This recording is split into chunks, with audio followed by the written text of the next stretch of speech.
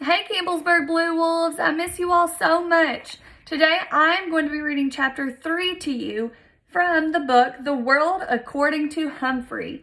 You all have already heard chapters 1 and 2 from Miss Peyton and Miss Stanley.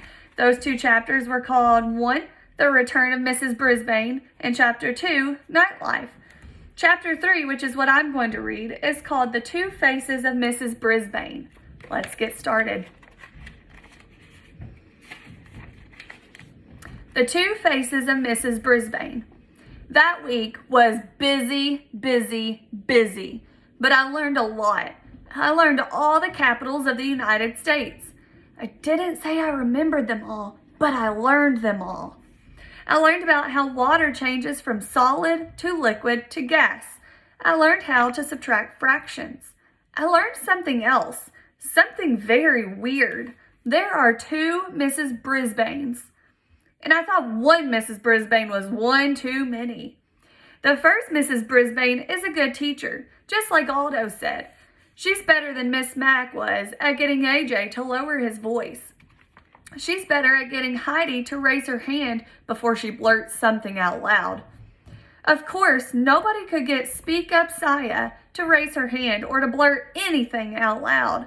Saya is so quiet and gentle, she never gives an answer. If the teacher calls on her, she stares down at her desk without saying a word. But when it's Saya's turn to clean my cage and feed me, she holds me in her hand so gently. I feel like I'm floating on a cloud. "Hello, Humphrey," she whispers. "Your fur is so beautiful." I always feel calmer when Saya holds me. She's so nice. I wish Mrs. Brisbane would leave her alone. Miss Mack hardly ever called on Saya once she realized how shy she was. But Mrs. Brisbane calls on her all the time. She won't leave her alone. "Saya, speak up, please. I know you know the answer," she'd say while Saya stared at the top of her desk as if she were watching a TV show there. But I was shocked when Mrs. Brisbane got annoyed with Saya, sweet, shy Saya, and said, "You will stay in during recess." Saya still stared down without moving a muscle, but a minute later, I saw something wet drop from Saya's eye to the tabletop. I hated Mrs. Brisbane. Of course, I don't go out to recess. In fact, I'm glad, since it's a great time to catch up on my sleep. So I was there when Mrs. Brisbane talked to Saya, and I was all ready to squeak up on her behalf if necessary. Mrs. Brisbane brought a stack of papers to the table and sat down across from Saya. "Saya, you think I'm being mean to you, don't you?" Saya slowly shook her head no. I heartily nodded my head yes, but no one was looking at me. "But I wouldn't call on you if I didn't know that you know the answers," the teacher explained. "Look at your papers and tests. You get 100% on everything. Spelling, science, geography, and arithmetic. Your vocabulary is excellent, but I have never heard you speak. Can you tell me why?" I checked my notebook and I was pretty impressed. I only got an 85% on the last vocabulary test. This girl is smart. Saya still did not speak. "Saya, I'm going to have to send a note home to your parents. Maybe they can help me figure out what to do," said Mrs. Brisbane. Saya looked up, very frightened. "No, please," she said. Mrs. Brisbane looked as surprised. She reached over and patted Saya's arm. "I won't send a note now if you'll promise to try." Saya looked back down at the desk and nodded. "I'll tell you what. I won't call on you if you promise that sometime within the next week you'll raise your hand on your own and answer a question. Is that a deal?" Saya nodded, very slowly this time. "You have to say it," Mrs. Brisbane told her. "Deal," Saya whispered. "Terrific," said Mrs. Brisbane, smiling. "Now, how would you like to erase the board for me?" Saya jumped up and hurried to the board. All of the students in room 26 liked to erase the board for some reason. Mrs. Brisbane was sure hard to figure out. She hadn't been mean to Saya at all. She just did what a teacher is supposed to do. I liked this Mrs. Brisbane. I even liked the pink blouse she had on. But at the end of the day, when the students were gone, the second Mrs. Brisbane came back, the really scary one. She straightened up the room and came over to the windows to close the blinds. I could only hope that Aldo would open them for me later. She looked down and saw that the table around me was messy. The bag of shavings used for my bedding had torn and bits of litter were scattered all over the table. Garth had done the cleaning and left the lid off my treats box. The whole table looked untidy. "Good grief," said Mrs. Brisbane in a very unhappy voice. I decided to take a spin on my wheel. Usually that cheers people up, but not Mrs. Brisbane. She started to clean the table, getting paper towels and cleaning spray and muttering to herself the whole time. "Not my job," she grumbled. "These children are not responsible. All I need is somebody else to take care of. Some rodent." Nobody says rodent quite the way Mrs. Brisbane does.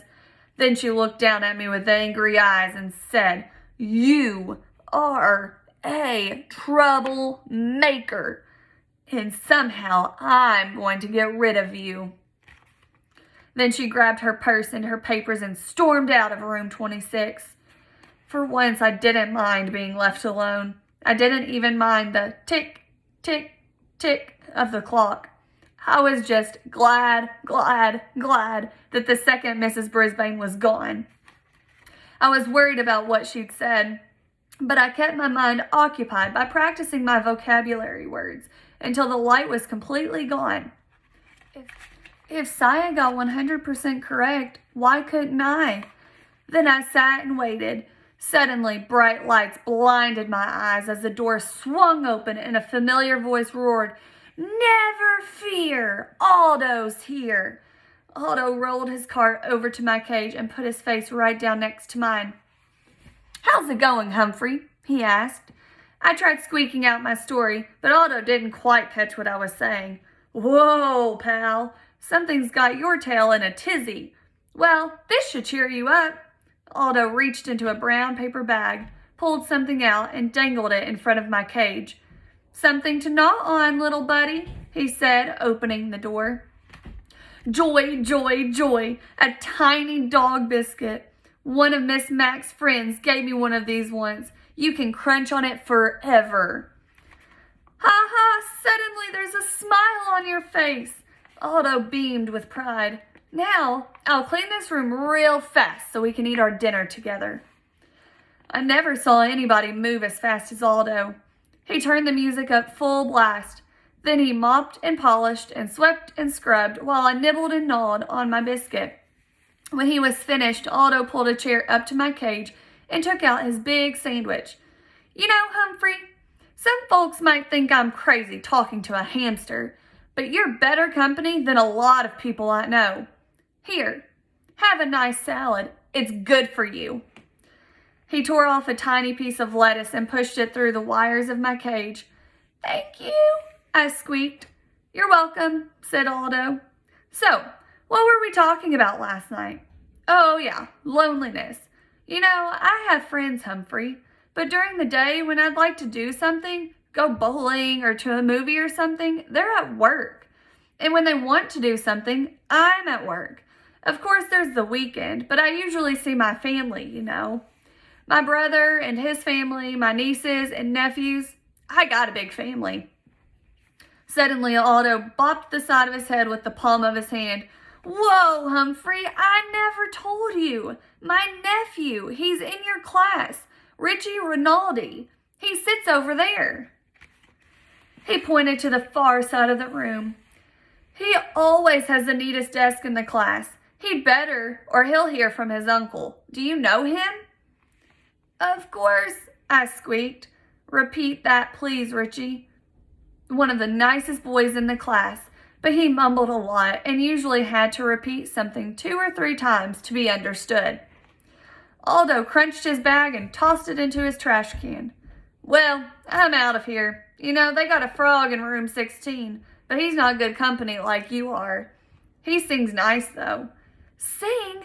I'll sing for you, Aldo, I thought. Squeak, squeak, squeak.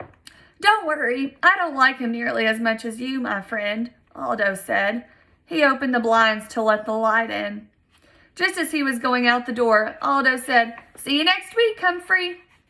Next week? A cold chill came over me. Tomorrow was Friday. When Miss Mack was in room 26, she took me home for the weekend. But if Mrs. Brisbane didn't take me home, I'd have 2 very long days and nights with no one, not even Aldo, to feed me or chat with me. Even worse, what if Mrs. Brisbane did take me to her house? What fate would await me there? I had plenty to keep me busy the rest of the night, worrying about Mrs. Brisbane and how she planned to do away with me. Miss Mack, please come back. Tip 3. Hamsters enjoy a change in routine. Among their favorite activities are eating, grooming themselves, climbing, running, spinning, taking a nap, and being petted. Guide to the Care and Feeding of Hamsters, Dr. Harvey H. Hammer. That is the end of chapter 3. Your challenge for today is Humphrey learns a lot in room 26. He even learned all 50 states and capitals.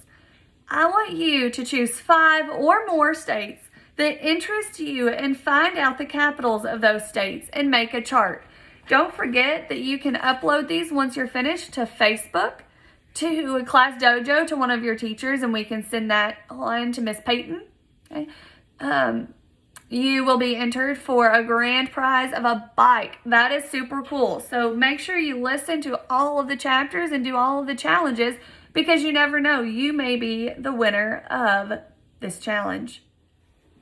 Have a great day, Blue Wolves, and I can't wait to see the pictures that you post of your challenge today. Bye!